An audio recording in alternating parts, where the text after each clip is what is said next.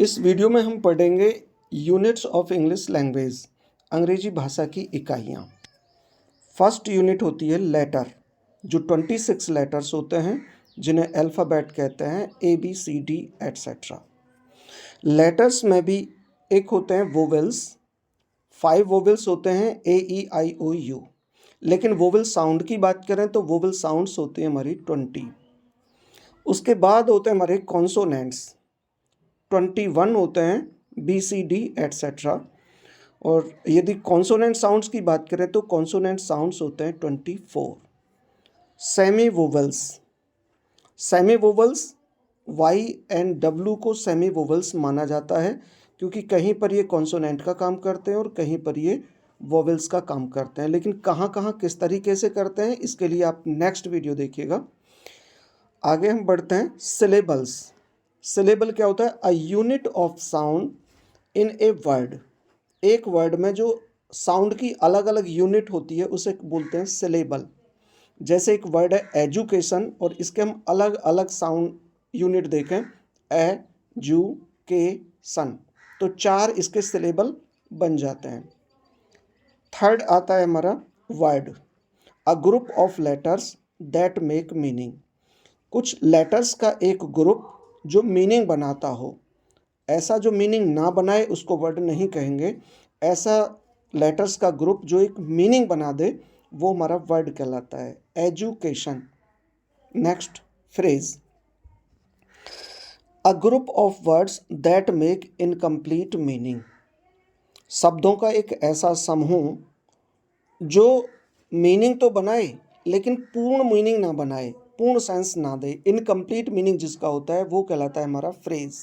जैसे with friends या in the evening. पूरा सेंटेंस अगर हम बात करें, I go to market with friends in the evening, तो विद फ्रेंड्स ये भी हमारा फ्रेज है, इन द इवनिंग ये भी हमारी फ्रेज है। इसके बाद आती है क्लॉज। क्लॉज और फ्रेज में ज़्यादातर कन्फ्यूजन हो सकता है आपको, तो ध्यान से समझिएगा। अ group of words that contain a subject and a verb.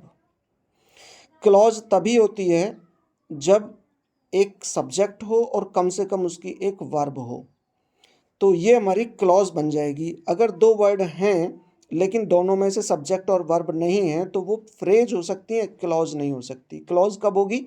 जब हमारी एक सब्जेक्ट होगा और सब्जेक्ट के साथ वर्ब होगी। जैसे कि ही गोज, आप कह सकते हैं ये कंप्लीट सेंटेंस भी है और ये क्लॉज भी है। चलिए, क्लॉज और सेंटेंस का डिफरेंस अभी थोड़ा और हम क्लियर करेंगे। नेक्स्ट हम देख लेते हैं sentence, a group of words that make a complete sense. Sentence क्या होता है? शब्दों का एक ऐसा ग्रुप जो एक कंप्लीट सेंस बनाता है। सेंटेंस तभी होता है जब वह कंप्लीट सेंस दे। लेकिन क्लॉज क्या होती है? क्लॉज कभी पूरा अर्थ भी दे सकती है और कभी इनकम्प्लीट भी दे सकती है। जैसे अगर हम बात करें ही गोज, तो ये हमारा अपने आप में एक क्लॉज भी है और अपने आप में एक सेंटेंस भी है। अगर हम यहाँ जोड़ दें इसको, he goes to where his father lives, तो अगर ये पूरा सेंटेंस बना वेयर हिज फादर लिव्स तक, लेकिन ही गोज उसमें एक क्लॉज होगी और पूरा सेंटेंस होगा he goes to where his father lives. ठीक है, चलिए नेक्स्ट देखते हैं वर्स। वर्स क्या होती है? वर्स भी लाइन होती है, लेकिन कैसी? Verse, a single line in poetry.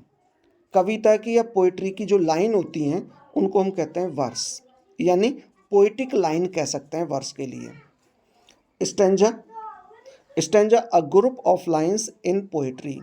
Poetry में लाइनों का एक ग्रुप स्टेंजा कहलाता है। और वही ग्रुप यदि पोएम का ना होकर कुछ लाइनों का ग्रुप हो जो टेक्स्ट होता है, जो हमारा प्रोज का होता है, तो क्या कहलाता है वो? पैराग्राफ। देखें, अ group of sentences that conveys a single idea. Sentences का एक ग्रुप जो एक सिंगल आइडिया कन्वे करता है। नेक्स्ट है हमारा सेक्शन।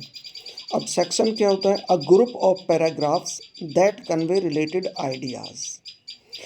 पैराग्राफ्स का भी एक ग्रुप, मान लीजिए 3 पैराग्राफ है, 4 पैराग्राफ का एक सेक्शन होता है जो आपस में रिलेटेड आइडियाज़ को बताते हैं, मतलब एक पैराग्राफ में अलग आइडिया, लेकिन उससे ही जुड़ा हुआ दूसरा आइडिया दूसरे पैराग्राफ में, उसी से रिलेटेड आइडिया तीसरे पैराग्राफ में। तो ये कुछ पैराग्राफ्स का जो एक ग्रुप होगा दैट इज़ कॉल्ड सेक्शन। इसके बाद आता है chapter, a group of sections that convey a single theme. बहुत सारे सेक्शंस का या कुछ सेक्शंस का एक ग्रुप होगा जो पूरा का पूरा एक सिंगल थीम को दर्शाएगा, that is known as chapter. अब बुक क्या होती है, 12th देखेंगे। Book, a group of chapters that convey a comprehensive idea. एक ऐसी किताब, चैप्टर्स का एक ऐसा समूह होगा, एक ऐसा ग्रुप होगा जो कम्प्रीहेंसिव आइडिया मतलब एक डिटेल्ड आइडिया को कन्वे करेगी। ठीक है, I hope you understood well, और मैं उम्मीद करता हूँ कि आप मेरी इस वीडियो को शेयर करेंगे और ज़्यादा से ज़्यादा लोगों के पास इसे भेजेंगे ताकि ज़्यादा से ज़्यादा लोग इसका बेनिफिट ले सकें। Thank you very much.